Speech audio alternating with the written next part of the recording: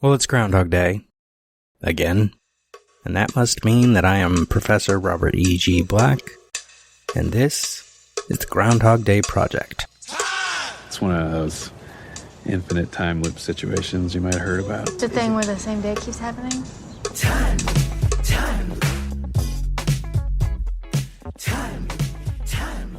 I wake up every day right here, right in Punxsutawney, and it's always February 2nd. The last revision is what counts, apparently. We are on minute 64 of Groundhog Day. Phil has stolen Phil. I forgot to mention this last episode, but Phil crashed through the gate at the Nimitz quarry. And now in that quarry with his front, not the fender, but like the grill is broken on the truck.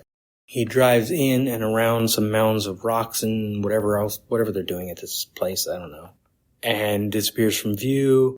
Meanwhile, the car Buster's in comes in and stops, the police car comes in and stops, the news van comes in and stops. Everybody gets out of their vehicles. Young guy who was driving Buster, unless his name's Hot Dog, we don't learn his name here, because Buster says, "Hot Dog, there's no way out except the way we came in. We got him now." Larry says, "What the hell is he doing?" Rita says, "I don't know." Larry, of course, has his camera. He is ready. He is professional. He's like, "Yeah, let's do this. News story's happening. I'm going to film it." Meanwhile, the cop takes his gun out. Do we get the dramatic musical cue before that or after that? There's a great music cue here where the red truck comes back into view facing toward us, and he stops. And the music kicks in. And we hear the revving of the engine as Phil's hitting the gas, staying in place.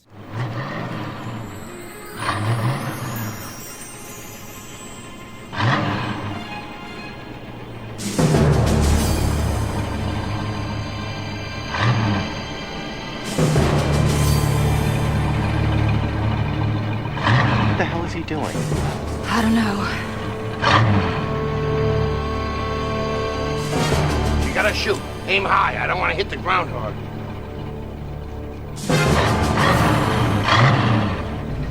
Well, we mustn't keep our public waiting, huh? It's like this, it's almost like it's trying to be this horror film kind of moment, like that truck is about to come and run them down. And he might as well. I mean, he's in a time loop. He could kill them too. But it's possible he's still aware of reality enough and the real flow of time and space and everything else, aware of the reality of things, that he might not want to murder people, even though he's about to murder himself. You mean suicide? No, he hated himself. Isn't that what's the line from Murder by Death?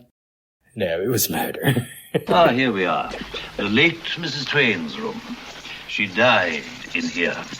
Oh dear. Died of what? She murdered herself in her sleep, sir. You mean suicide? Oh, no. It was murder, all right. Mrs. Twain hated herself. But yeah, Phil's about to murder himself and the other Phil. But it goes so dramatic for a moment that it's almost like the movie wants us to think he might just come and run them down with the truck. So the cop has his gun out. Buster notices that the cop has his gun out and says, "If you gotta shoot, aim high. I don't want to hit the groundhog." And we get a shot of Rita kind of reacting to that, like, oh shit, they're gonna kill Phil.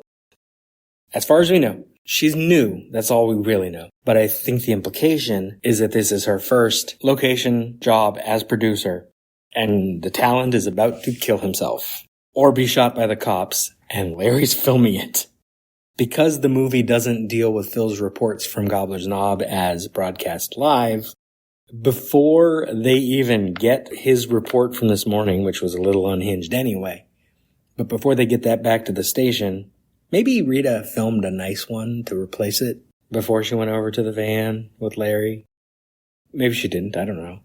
But before they even get the report back to the station, they're going to have to deal with the cops and everything else and basically contact the station and let them know. Oh no, the phone lines are going to be down.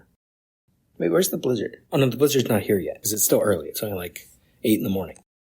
Actually, presumably, they were leaving town at the same time they left on the day they got stuck by the blizzard. However, Phil could have driven in a different direction once he stole the groundhog. Her talent's been killed. Either by himself or by the cops. This isn't good for her. But also she's Rita. She's a good person. She actually cares because it's not good for Phil. There's something wrong with Phil. She was worried about him last minute, or the minute before. She's still worried about him. Cut to Phil in the truck. And he says to Punxsutawney Phil, we mustn't keep our public waiting. It's showtime, Phil. Let me see the little groundhog. He's like, it's hard to tell from the angle if he's on the edge of the seat or if he's on the floor. I think he's on the floor. He's no longer in Big Phil's lap. He looks up, mouth moves, they inserted a little groundhog noise. It's cute. Then we get Phil. He starts driving, speeding toward Buster, young guy who was driving Buster, cop, Rita, Larry. Larry's filming it with the camera, ready to go. And as Phil gets closer, we cut to Phil and he's like, all right, on me, Larry, in 3, 2. He drives past them just enough to the left that by the end of this minute, we know he's not going to hit any of them. And unless we know how quarries work, we might not know what he's about to do. 1. And the minute ends. Could be a short episode. Do I have a rant in me today? Because I'm still recording after the last few episodes I just recorded today. I think I might be all ranted out for today. I could complain about people. This wasn't even goofs. Back when they had these little books called Film Flubs that I bought like way back in the early 90s. One of the ones in Film Flubs, I'm pretty sure. Or maybe it was the second Film Flubs book that came out later. I think there was also a Son of Film Flubs book, like a third one. But I owned them all. Do I still have those? I might actually still have those somewhere. But they had a goof about the grill on the truck, how it gets broken and then isn't broken. And no, it's consistent. It hit the fence. It was broken when he drove into the quarry. It's broken when he comes back out in this minute. And it's broken when the truck goes over the cliff. The only difference then is, at that point, the truck has no engine. But we'll talk about that next minute. In the meantime, go out for a drive. Spend some time with your pets. Or your friends. Just find someone who has the same name as you and talk to them, I guess. I don't know. I don't know what I'm suggesting anymore. Go do something fun. Watch a movie. Watch a TV show. Read a book. Draw something. Paint something. Play a game. Play a sport. Whatever it is that gets you out of the drudgery of your everyday, go do it. And have a good time. Knew you were gonna say that.